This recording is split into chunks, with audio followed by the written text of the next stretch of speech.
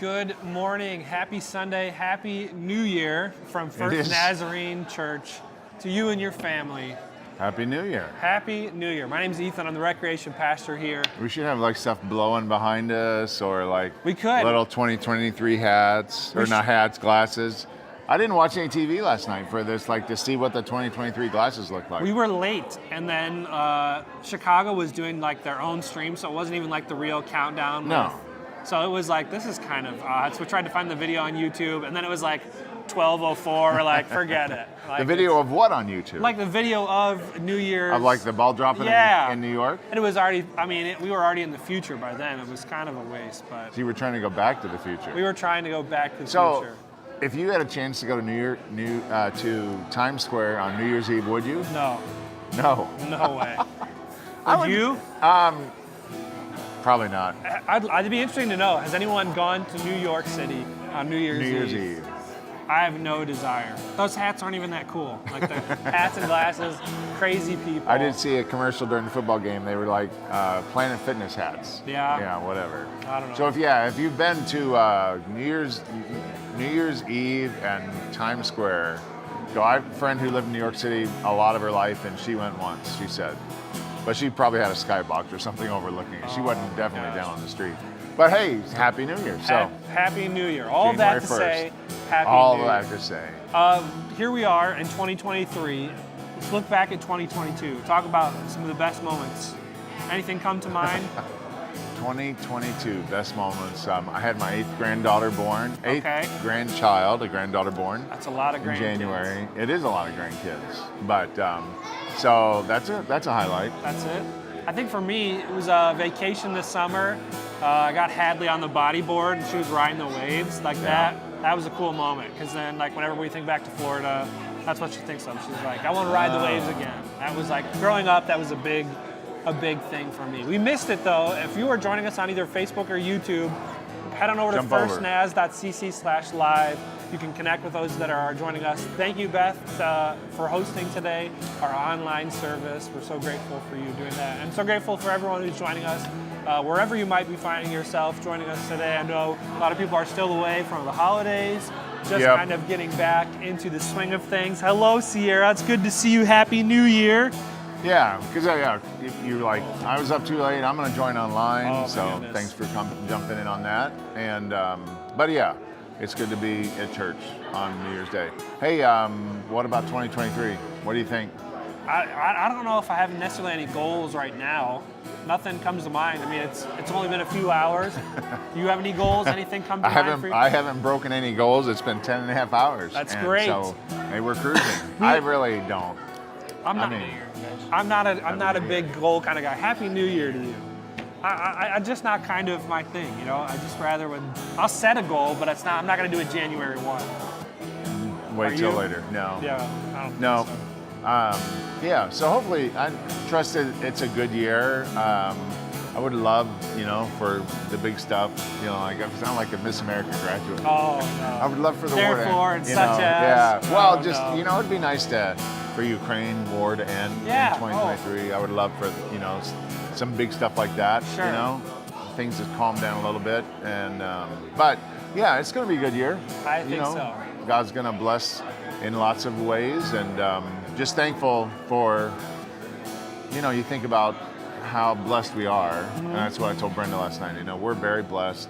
Yeah. And our family's very blessed in many ways, and we're thankful for good health. And you never know what the new year holds, but it's going to be a good year. I agree. And as we wrap up 2022 and enter into 23, today we hear from Pastor Hunter as he speaks about grace, but then Pastor Galen is going to be bringing us a sermon series on rhythms. So Rhythms. I don't know if it's that kind of drum rhythm or if it's the rhythms of life. I'm looking forward to the sermon series, and I hope that you'll join us for those. We start back to our regular service times at 9 and 10:30 next week. So thanks for those that have gone through the motions with us over the last couple of weeks during this holiday season of just one service. We get back to that next week to move back to those. So we're excited about that. So full ministers, kids ministry today, in fact. Full ministry. The kids are rolling in, as you saw Sierra say hello. It's always fun to interact. So. And leagues start again soon. Saturday the 7th. Man. Yeah. Here we are. It's good to be together, and thanks for joining us. Check in with Bethany today and worship together, and we just know that God's going to speak to us. Happy New Year's.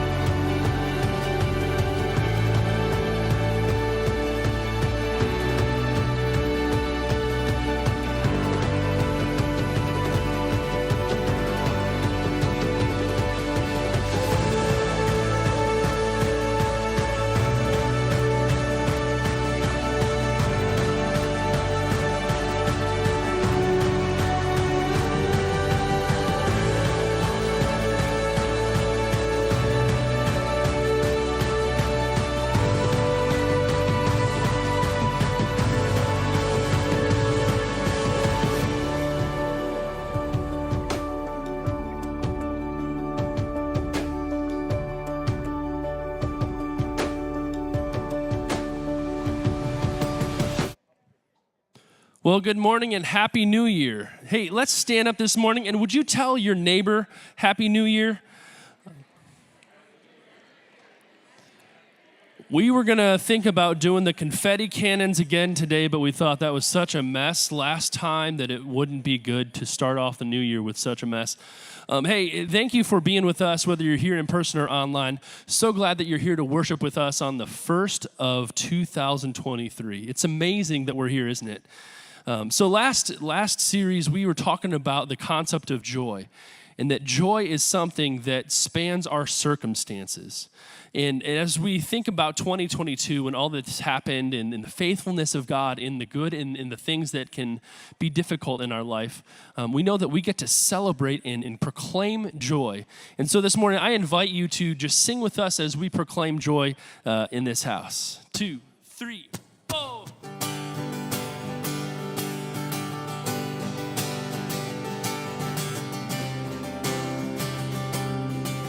Let's sing, we worship. We worship the God who was. We worship the God who is. We worship the God who evermore will be. He opened the prison doors. He parted the raging sea. My God, He holds the victory. 'Cause there's joy. There's joy in the house of the Lord. There's joy in the house of the Lord today. And we won't be quiet. We shout out your praise. There's joy in the house of the Lord. Our God is surely in this place. We won't be quiet.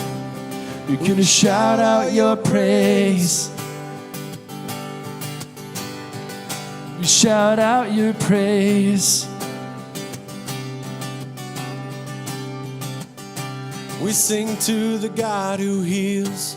We sing to the God who saves. We sing to the God who always makes a way. 'Cause He hung up on that cross and He rose up from that grave. My God, still rolling stones away. Hey! There's joy in the house of the Lord. There's joy in the house of the Lord today. And we won't be quiet. We shout out your praise. There's joy in the house of the Lord. Our God is surely in this place. We won't be quiet. We shout out your praise. We were the beggars, now we're royalty.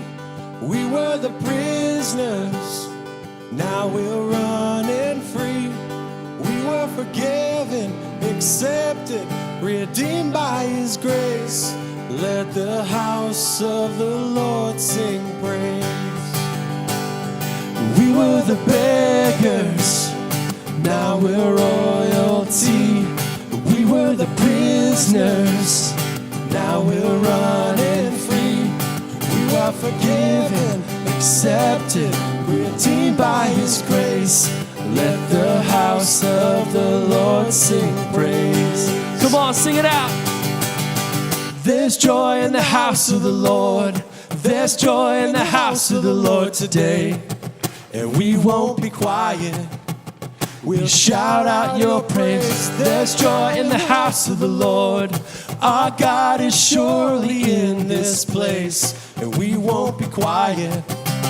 We'll shout out your praise. There's joy in the house of the Lord.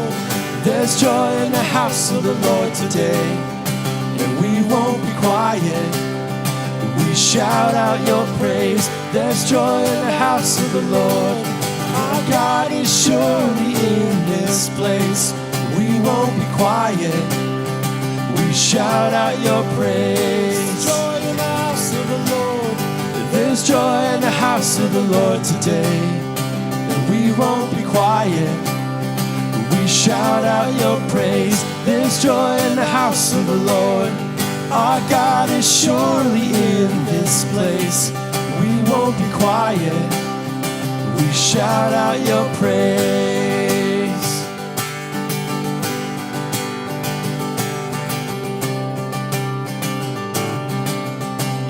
And we shout out your praise. Amen.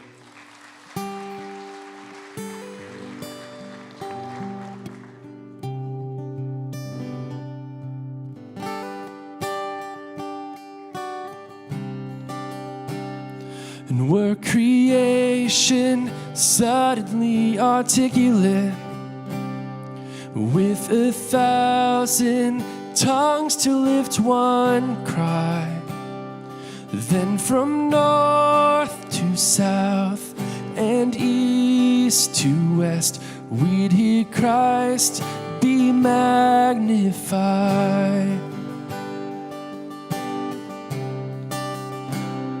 And were the whole earth echoing his eminence, and his name would burst from sea and sky, from rivers to the mountain tops we'd hear Christ be magnified.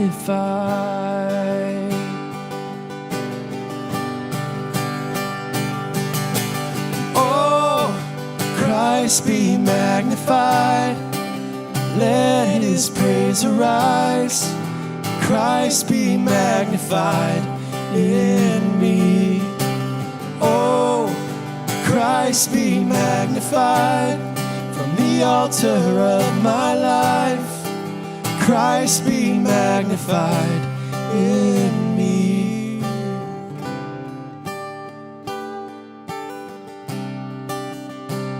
When every creature finds its inmost melody, and every human heart its native cry, oh, then in one enraptured hymn of praise we'll sing Christ be magnified.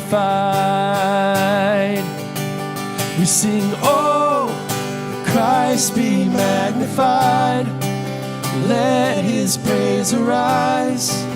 Christ be magnified in me. Oh, Christ be magnified from the altar of my life. Christ be magnified in me.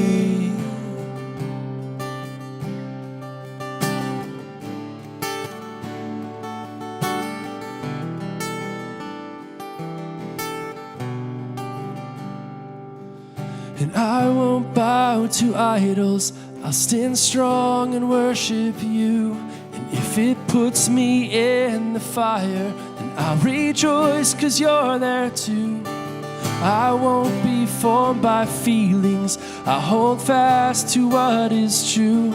And as the cross brings transformation, then I'll be crucified with you. 'Cause death is just a doorway into resurrection life.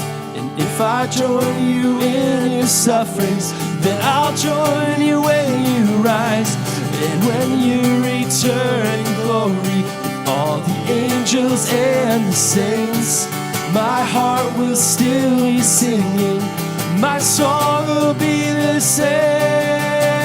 Oh, Christ be magnified, let his praise arise. Christ be magnified in me. Oh, Christ be magnified from the altar of my life. Christ be magnified. Sing that again. And oh, Christ be magnified, let his praise arise. Christ be magnified in me. And oh, Christ be magnified from the altar of my life. Christ be magnified in me.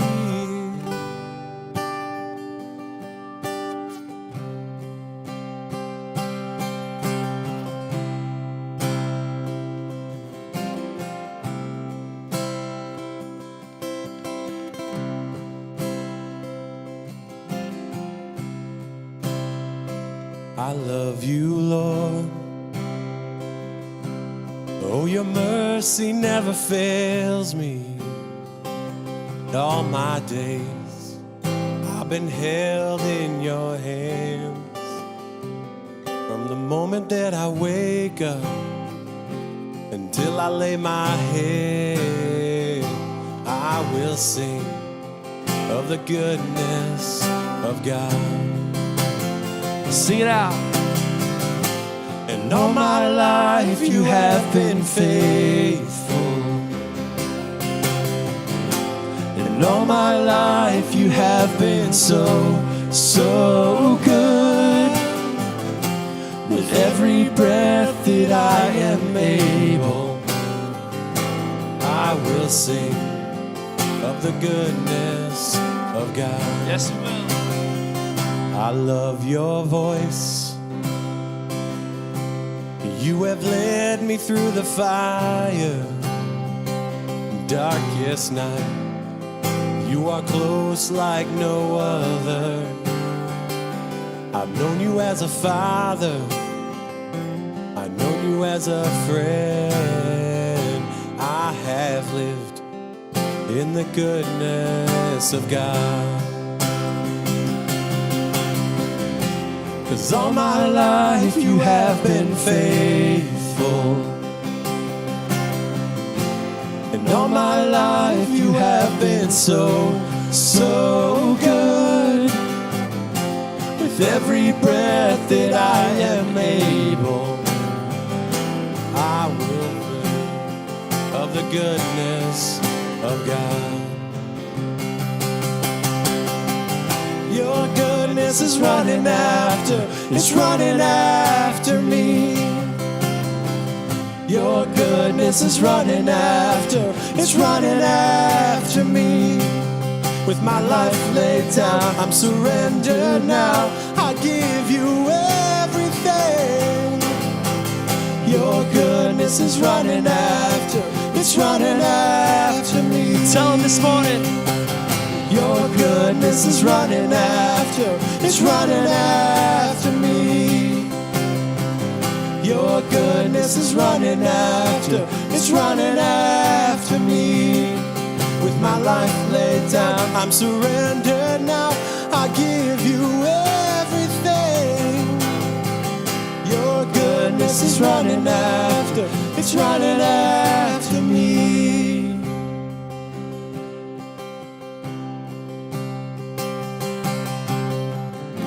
'Cause all my life you have been faithful.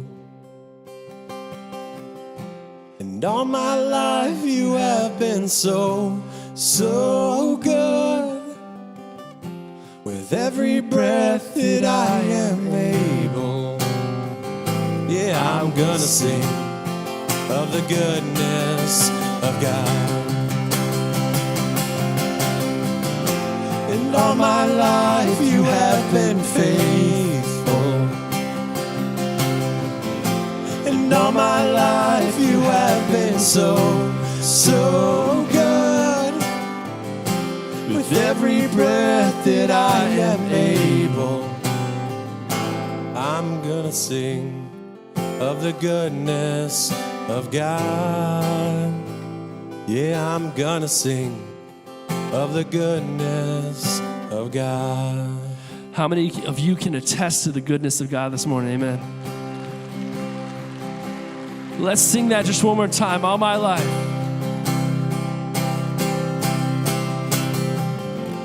And all my life you have been faithful. And all my life you have been so, so good. With every breath that I am able, I will sing of the goodness of God. Yeah, I will sing of the goodness of God. Amen. Let's pray together. Father, in these first moments and first hours of a new year, it's good that we are in this place to worship and to proclaim your goodness, your faithfulness, your mercy, your love, your care. As we look back, as we tend to do in a day like today and this time, we do thank you for what you have carried us through or led us through or brought us through, answers to prayer, things that we are celebrating this day as we look back in the last year. Thank you that even though some of us in our family and in the sound of my voice in this room and online have lived through some difficult days, some dark days, but we've also experienced some great blessings and some great answers to prayer. And all of that mixed up that happens within a year, help us to see and proclaim your goodness to us, your faithfulness to us, that you are with us as we have celebrated over this Advent season. And Father, it would be our prayer that not only we can sing of your goodness, but the song we sang before that you would be magnified in our life in this day and the days of this year. We're not sure what that means. We don't know what those days hold, but we would pray that you would be magnified in and through us, that we would look ahead knowing what was behind and the goodness of you to us, but that we'd proclaim that and live that, and that you would be magnified in our life. There are people today that are struggling today with a battle they're facing or something that a burden they're carrying. I pray that you would be magnified in and through that burden and that struggle that they might have today. Each of us, as we look ahead, may we look ahead and walk within your goodness and look for your direction and your power in our lives in these days. Thank you for your blessings. Thank you for your goodness. It is a privilege to worship you this day and tell you that we love you. We pray in your name. Amen. Amen. You may be seated. Thanks for being a part of worship on this first morning of a new year. And we are thankful that you're here, both in person and online. I'd encourage each of you, let's start the new year right? Grab our phones, put our Connect card there, let us know you're here. We really do appreciate that. So let's start the year off doing that. If you're online, the link is there that Beth is giving you. And so just fill out the Connect card and let us know if anything's changed. If this is your first time here, maybe returning, you were here for the first time over the holiday weeks of December. But thank you for being here. And if you could, share your prayer requests as we know and can support you in those ways. On that, you can mark on the Connect card that this is your first time and stop by the next step corner and we would have a gift for you if this is your first time here. Someone will be there to greet you after this service. Thank you for doing life with us as a body of Christ. Emily threw a stat at this last few days that 76% of you that get the weekly read it. Wow. That's like triple a normal thing. So if you don't get the weekly, let us know. You can sign up on that on the Next Step form online through the app. And if you don't have the app, get that. But thanks for staying connected through all the things that a year brings to the ministries of First Nazarene Church and children and youth and recreation and preschool and life groups. And thank you for living life together in this new year. Let's open our hearts to what God has to say to us on this morning from Pastor Hunter as he shares from God's Word.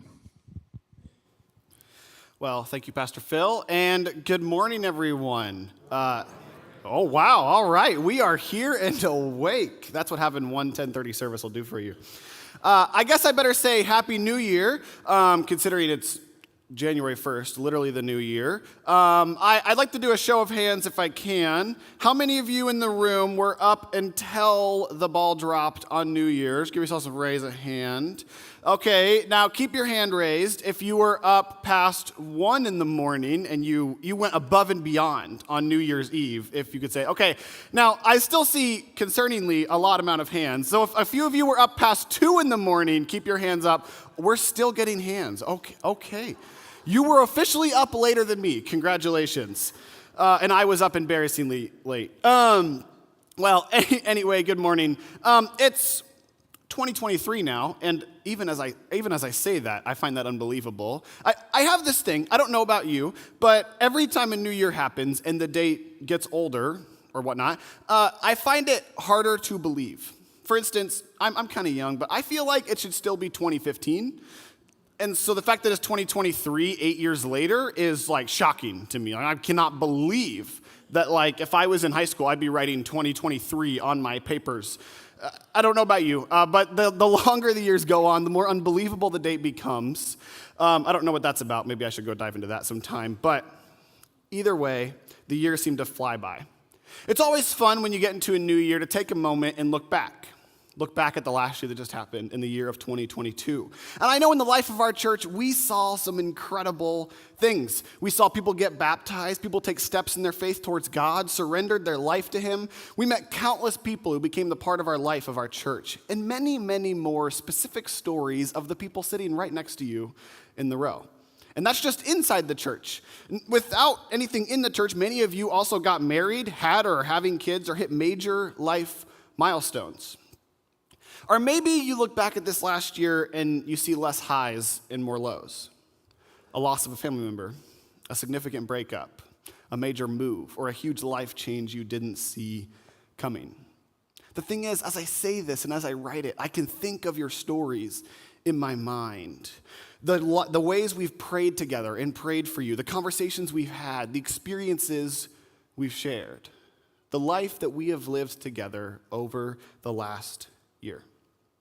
And I think it can be important to take a minute to step back and look. It surely has been a whole year, hasn't it? But just as we look back on the new year, I also want to look forward. And I want to challenge you. And I'm going to give you a glimpse of where I'm going this morning right off the bat, just so you're really clear on what's happening, because I want us to not just take a minute to look back on how the last year went, but I want us to recognize the place we're in now. January 1st, 2023. A whole year ahead of us. And so I have a question for you. What might God have for you this year? We saw some incredible things in 2022, especially in the life of our church. And I can think of your stories. I know the things that happened in your life. But the question I want to ask this morning is, what might God have for you this year? In 2023. It could be anything, and only God can tell you what. So I'm not going to try to speculate, but I think it's important that we take the time to listen. Whether you're here in the room or online, it's important that we take the time to reflect on what God might have for us, because He's here, and He's ready to speak. As I was preparing to preach this morning and I was reflecting on the last year, for me, the prevalent theme in my life seemed to be grace. The grace of God, which showed up time and time again in way after way, all around me and in the people I know. And that ended up being the title of today's sermon, God's grace. To learn about God's grace, or the grace of God, I want to dive back into one of my favorite New Testament people, Peter. Now, if you don't know Peter, we're going to do a quick crash course because Peter's life is really significant, and I think his life illustrates God's grace in a really, really great way. Now, if you don't know Peter, Peter was, at the start of his story in the Gospels, was a simple fisherman. He would get up early in the morning, he would go throw his nets out, he would take the fish in, he would do whatever to get them ready to sell, and that was his life. He did this day in and day out until one day, he was out fishing all night, he had caught no fish, and as he comes to shore, he sees a commotion. He sees a crowd gathered and someone teaching, a teacher. And this teacher spoke, and the more this teacher spoke, the bigger the crowd became. It was crazy. More and more people showed up just to hear this guy speak. In fact, they got so big, they were pushing this teacher all the way into the water, and so the teacher asked Peter if he could stand on his boat and teach. So Peter said, "Come on." The teacher got on the boat, and they went out, and the teacher taught the crowds for hours, until eventually they dispersed, and this teacher, this guy named Jesus, turned to Peter and said, "Why don't you throw your net out into deeper water?" Now, Peter's a fisherman. He's been fishing all night. He's caught no fish. You would think he would know where to put his net. He wouldn't need a teacher to tell him that. But Peter says, "I'll humor you. I'll do it anyway. You've been standing on my boat for a while now. I will throw out my net if it'll make you feel better." And he throws out his net in deeper water, and much to his surprise, he catches so many fish, the net nearly breaks. And he has to call his friends in another boat to come and help drag the net to shore. Not only did Peter catch some fish, he caught more than he could have ever imagined. And little did he know that this one encounter would change the trajectory of his life. See, Peter recognized that this was something miraculous. This was something only God could have done. And so Peter's terrified. He knows he's a sinful man. He knows he's just a fisherman. And so he's terrified of this teacher who has made countless numbers of fish appear out of nowhere into his net, and he's just shrinking away. And he knows, he even calls him Lord. He understands what's happening here. But Jesus looks at him and says something really simple. "Don't be afraid. From now on, Peter, you will fish for people." And so Peter and his friends left their nets behind, and they followed Jesus. And for the next 3 years of Peter's life, he would go on to walk with Jesus through every moment. This Jesus called himself the Son of God. He healed the sick, made the lame walk, and the blind see. He would go on to forgive sins. He called out the hypocrisy of the religious law keepers, the Pharisees. This Jesus spoke a message of love, of grace, of a father waiting for the prodigal son to come home. For 3 years of his life, Peter got a front row seat to the Son of God walking among man, doing the miraculous. He watched Jesus get baptized and the heavens open. He watched people get raised to life and demons cast out. And everywhere they went, crowds crowded around him, desperate to hear from Jesus. In fact, sometimes this got them in some sticky situations in Peter's life, like the one time that Jesus was teaching to over 5,000 people for so long they missed dinner, they were hungry, they were far from home, and Peter watched astonished as Jesus took 5 loaves and 2 fish and fed every single person with 12 baskets left over. Or the time they were rowing across the lake to get to the other side, and in the middle of the lake, a storm came up so powerful they were terrified for their life. And Peter watched Jesus stand up in the boat and command the very waves to be still. And miraculously, they were still. For 3 years, Peter watched, participated, listened, and learned from Jesus. In fact, Peter was paying attention so closely that when Jesus famously asks him, "Who do you say I am?" Peter knows the answer. "You're the Messiah." Jesus would tell Peter eventually that on him he would build his church, on Peter, the rock. But not everyone loved Jesus. Those same law keepers, the Pharisees that were in charge of protecting the integrity of the religious law, did not like Jesus at all. They plotted to kill and entrap Jesus time and time again. And yet Jesus always continued his ministry uninhibited. It was miraculous, incredible, something only a God could accomplish. And maybe this is why Peter is stunned when one night, 3 years later at dinner, celebrating the Passover meal, Jesus states that one of those 12 disciples that has been following Jesus for 3 years would betray him to be arrested and killed. You can imagine the scene, the murmur going around the room as the disciples are shocked. Who would do that?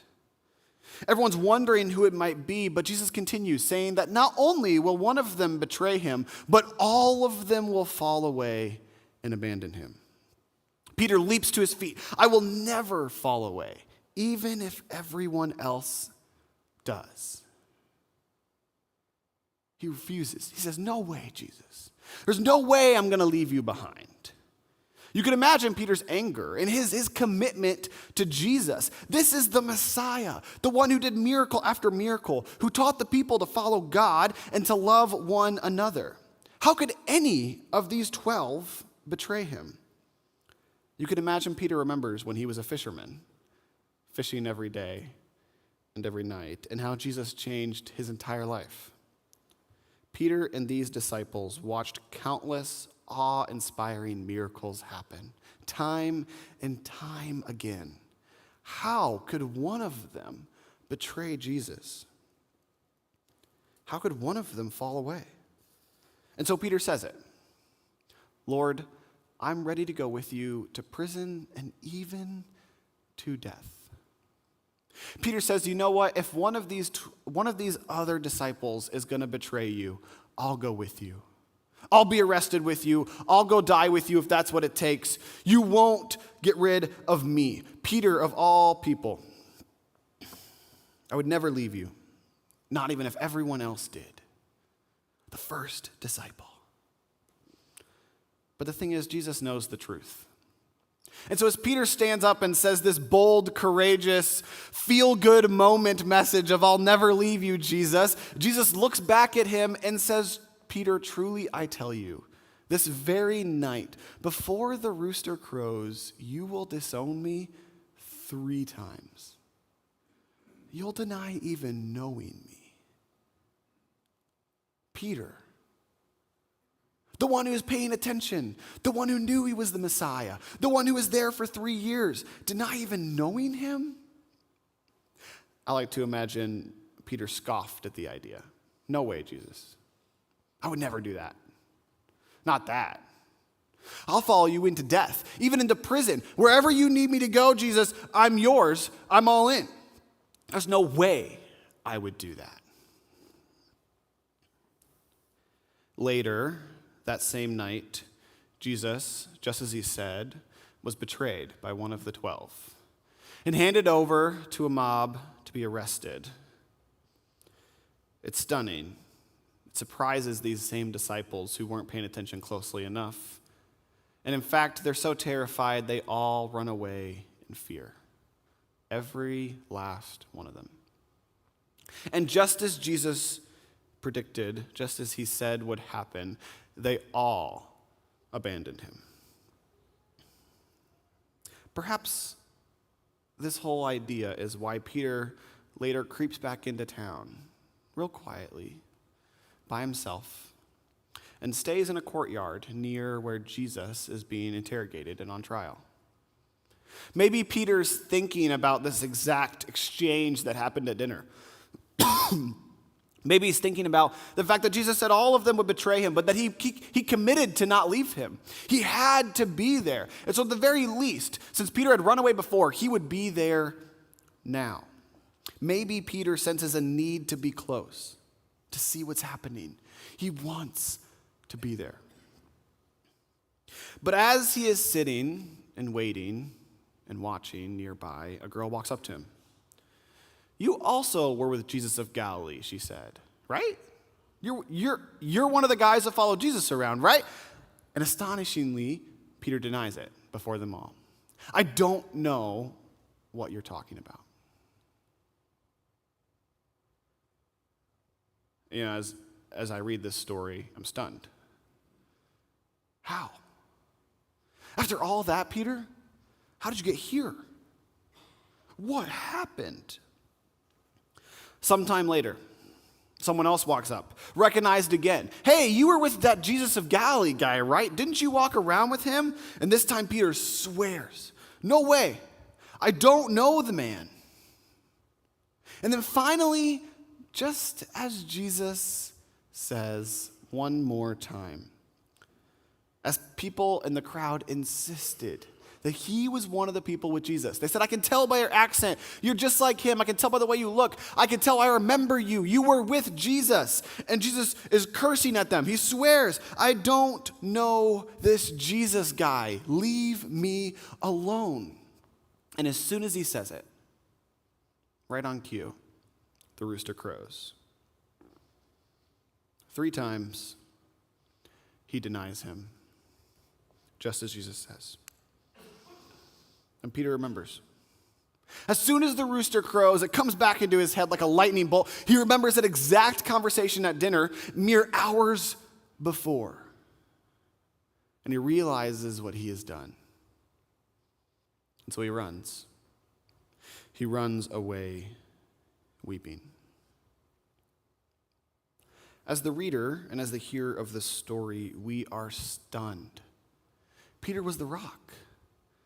Peter was the guy who was always willing to follow Jesus. In fact, he was the only disciple to trust Jesus enough to literally walk on water towards him. This was Peter we're talking about. How could he deny knowing Jesus? It's shocking. And as Jesus is sentenced to death and crucified on a hill, Peter's nowhere to be found. He's not there. And we can imagine how he feels in this moment. He abandoned his Lord when he needed him most. He left him. He denied even knowing him. The guilt must have been unbearable. The shame must have been heavy. His situation must have felt hopeless. Jesus had died. And the last thing that Peter did for Jesus was deny him and run away. I wonder if any of you have ever felt that way before. I know I have. That feeling like you messed everything up, or that you did something unforgivable that could never be fixed. Maybe it was a mistake you made that you regret, that you would give anything to take back. Maybe it changed lives around you forever. That feeling in the pit of your stomach, in the pit of your chest. This is my fault. What did I do? What have I done? I won't begin to speculate on what those things might be for you, but I suspect many of us can identify with how Peter feels in this moment, why he would run away and hide. He must be filled with guilt and shame at who he's been. And just as Jesus predicted, Peter has denied him and left. Maybe this is why when Jesus 3 days later raises from the dead and starts appearing to the disciples, Peter seems to be kind of an afterthought. He's not mentioned very much. It's assumed he's with the other disciples, but he doesn't really pop back up until in the Gospel of John, right at the end of his gospel, gives us a glimpse into Peter again. And at the end of John, in this moment, it's here that we find Peter doing something familiar: fishing. Once again, as John ends his gospel and gives us this glimpse of where Peter has been, we find him on a boat fishing. Feels wrong, doesn't it? This is not where Peter is supposed to be. Why is he back fishing? He left that behind years ago. Yet here he is. And Just as familiar, Peter's catching no fish. Considering the only times we read about Peter fishing in the Bible, he's never catching fish. It makes me question his ability to catch fish as a fisherman. I've got to be honest. And just like before, Peter's been out all night and he's caught no fish. None. And again, I want to pause because it's really important as we think about the fact that Peter is not supposed to be here. He's not a fisherman anymore. Remember, Jesus tells him, I will have you fish for men. Not this fisherman lifestyle you've been living thus far. You are someone different. Yet here Peter is, after all of this, and he's gone right back to where he was 3 years ago, right back to where he started. And the question leaves us, did the call of Jesus on his life end because of the choices Peter made? Did the decisions and the mistakes that Peter made disqualify him from the life God had for him? Was this life of a fisherman all that Peter had left? As the reader of the story, this is all the questions rattle around in our head. What is going on here, and why in the world is Peter back in a boat fishing? None of it feels right. And it's in this moment that Jesus enters back into the story with Peter. Jesus stands on the shore and calls out the disciples out there, asking them, have you caught any fish? No, been out all night. And he says, hey, why don't you throw your nets over the other side? Sound familiar? Again, Peter's a fisherman. I'm sure he's been tossing his nets over both sides of the boat all night long. But he humors this man he can't recognize on the shore. And he takes his net and he throws it over to the other side. And much to everyone's surprise, he catches so many fish, he can barely pull the net up. John immediately recognizes what has happened. It's the Messiah. It's Jesus. And Peter looks and he grabs his coat and he jumps overboard and he swims all the way to shore as fast as he can. He can't wait another moment. Jesus is here. And as the rest of the disciples tow all the fish and get them back to shore, and Peter shows up, they find Jesus cooking. Yes, you heard me right, cooking. Jesus has got breakfast ready. He's over a fire with some fish. He's got some bread. He's waiting. He's come here for this moment right now. Jesus invites the disciples that have been fishing to come eat with him. Eating was always really important to these disciples and Jesus. They did it often. It would have been a familiar scene for everyone to be eating a meal with Jesus again. But you can imagine the awkwardness, the tension. Imagine the turmoil inside Peter's heart during this whole exchange. He knows what he's done. He knows who he was, and yet here Jesus sits, giving him a meal. And after the meal, Jesus turns to Peter and asks him something incredible. Simon, son of John, do you love me more than these? I don't know if you've ever had someone ask you the question, do you love me? But I feel like often that's not a positive question. And I can't begin to imagine how Jesus asked this question, but I do know that it must have been hard to hear for Peter. Peter, or Simon, responds with, yes, you know I love you. You can almost, when you read it, imagine him like, you know it, right? Right, Jesus? You know I love you? I mean, we've been doing this thing for 3 years. Of course I love you. You know it, right? Jesus responds, then feed my lambs. And then again, he asks him right away, Peter, do you love me? Again, Jesus? Peter responds the same way. Yes, Lord. You know that I love you. Why are you asking me? Don't you know? Of course I love you. My actions might not show it, but of course I love you, Jesus. Of course. How do you not know that? You know that, right? Jesus says, take care of my sheep. And then a third time, Jesus looks at him. Peter, do you love me? Peter's hurt. Of course I love you. Jesus, you know all things.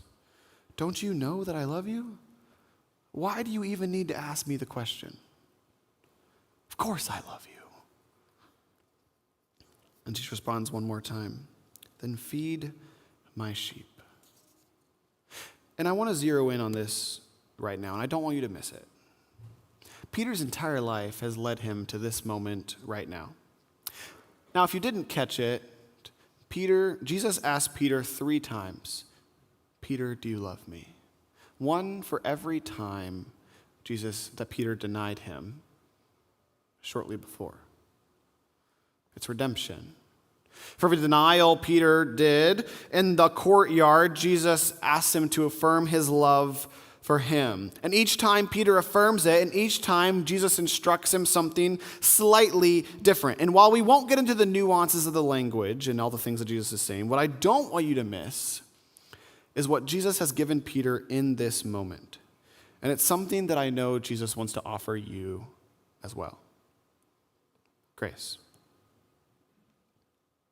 The thing about this scene is that Peter doesn't deserve any of it. He denied his Lord. He ran away and went back to being a fisherman. And Jesus could have left him there. He could have written him off and found someone else to do the work of the church, and he would have been rightfully to do so. Peter had denied him. He had abandoned him and left him behind. He had left his whole life behind and went back to being a fisherman. He had given up that call. And Jesus could have left him there. But the thing is, that's not how Jesus works. It never has been, and it never will be. The thing about this Jesus that we follow is that it doesn't matter what happened before, because he has something for you now, in this moment. It doesn't matter what you've done or how you got here. It doesn't matter what happened in 2022 or 2021 or any other year. What matters is right now. The grace of God is moving, pointing you towards a future and a call that he has for you, one that leaves your past behind. And the beautiful thing is, you can't disqualify yourself from it. You can't run from it. You can't leave it behind. The offer will be there. As Jesus asks you and asks me one simple question: do you love me? Do you? Because Jesus has something for you that will change the trajectory of your life. And the best thing is, it doesn't matter how you walked in here. And that's probably the most hopeful news you could get all day. The grace of God is big enough to cover over anything. It simply doesn't matter. It didn't matter that Peter denied Jesus. He commissioned him to start the church anyway. It didn't matter the mistakes Peter had made before or what life had happened to bring him to this moment, because in this moment, over breakfast with Peter, Jesus had something for him from that moment on. Feed my sheep. And I think that's the beautiful thing about the grace of God. It always looks ahead to what God has for you next. I don't know how 2022 went for you. I don't know if it was good or bad, or if it was the best year of your life or it was the hardest, or if you made lots of mistakes that you're having a hard time recovering from, or what. I don't know how it went, but I do know one thing. That as we sit here on January 1st of 2023, I know that Jesus doesn't want you to continue the same. He has something for you. The grace of God moving in your life, pointing you where God is calling you. It's simply up to you to follow. And so, as the band comes up to play a song, I want you to reflect on one question.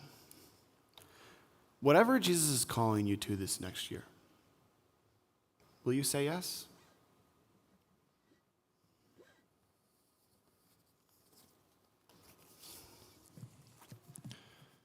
Thank you, Hunter. as we contemplate those words up on the screen,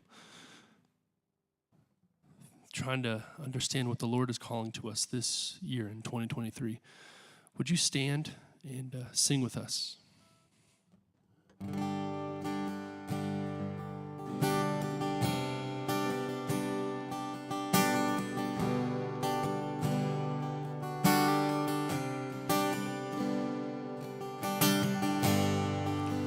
Worthy of every song we could ever sing, He's worthy of all the praise we could ever bring.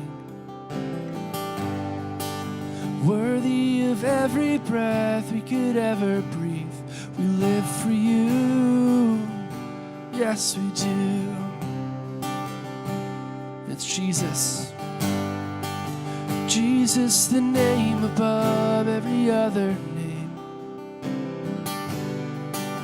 Jesus, the only one who could ever save. Worthy of every breath we could ever breathe. We live for you. Oh, we live for you. And He is holy. Holy, there is no one like you. There is none beside you.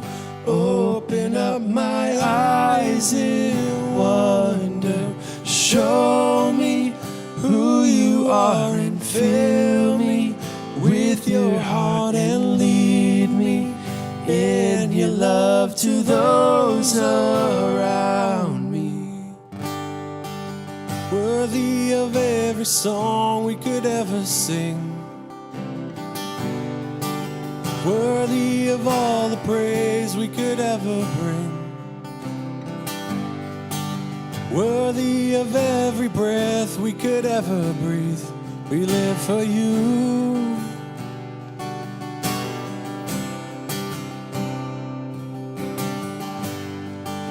Jesus, the name above every other name.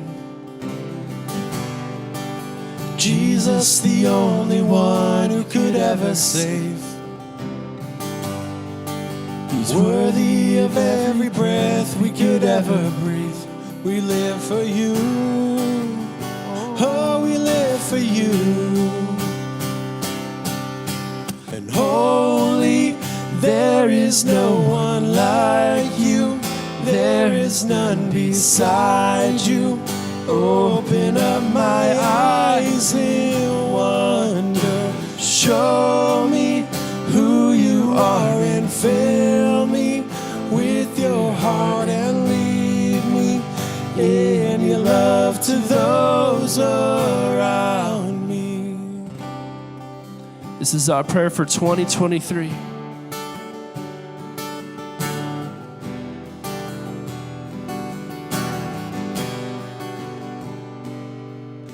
And I will build my life upon your love.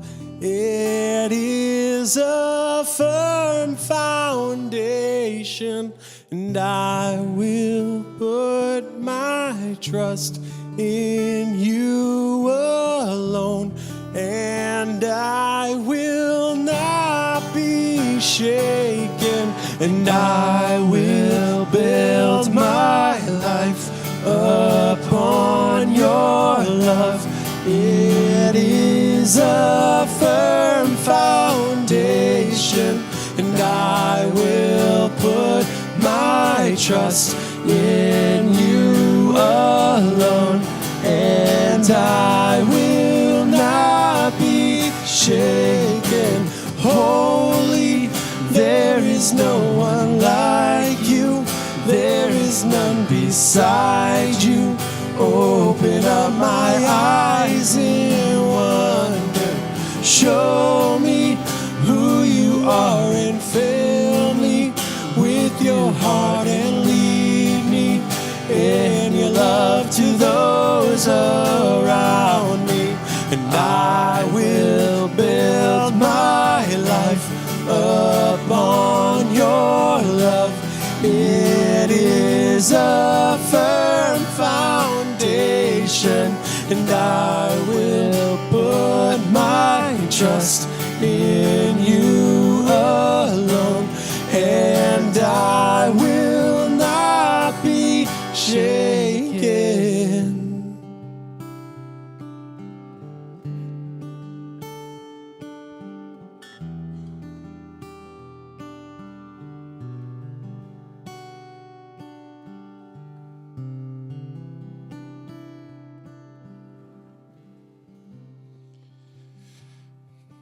What a great message.